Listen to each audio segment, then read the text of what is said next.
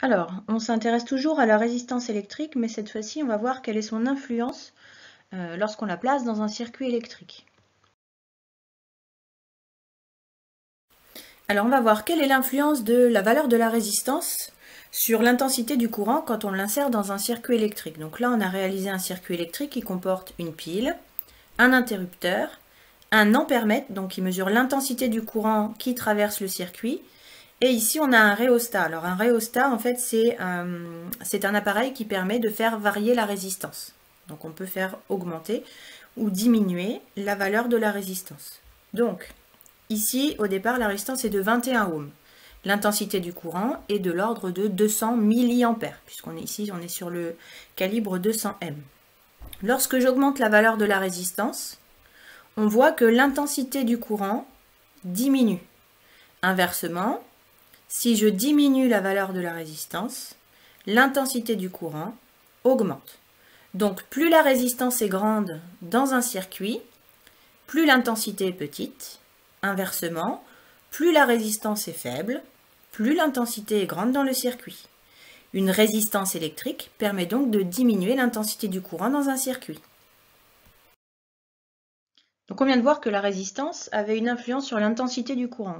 On vient de dire que plus la valeur de la résistance était grande, plus l'intensité du courant dans le circuit était faible. Eh bien, il faut savoir qu'il y a une relation en fait entre l'intensité, la résistance et la tension aux bornes d'un dipôle en fait lorsqu'il est placé dans un circuit.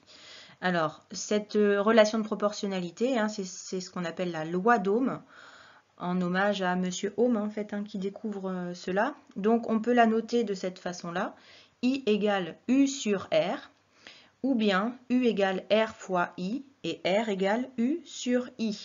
Donc dans ces trois relations, I c'est l'intensité du courant, ça se mesure en ampères, U c'est la tension aux bornes du dipôle qui se mesure en volts, et R c'est la valeur de la résistance du dipôle qui se mesure en ohms.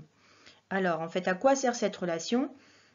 Eh bien, elle permet de prévoir l'intensité du courant qui va circuler dans un résistor si on connaît la valeur de la résistance, de sa résistance et de la tension qui est appliquée entre ces bornes, ou bien ça va nous permettre en fait de choisir la valeur de la résistance en fonction de la tension qui est appliquée aux bornes d'un dipôle et de l'intensité du courant que l'on veut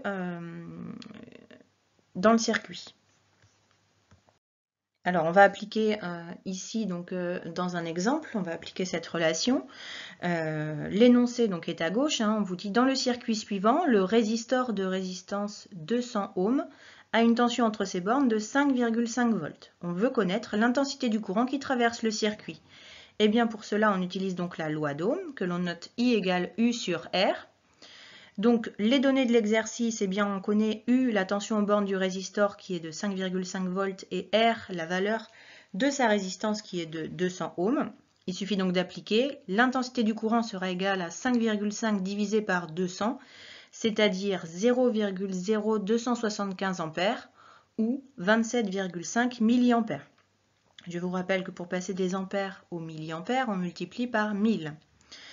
Et donc on notera une phrase de conclusion en réponse à la question. L'intensité du courant qui traverse le résistor est de 27,5 milliampères.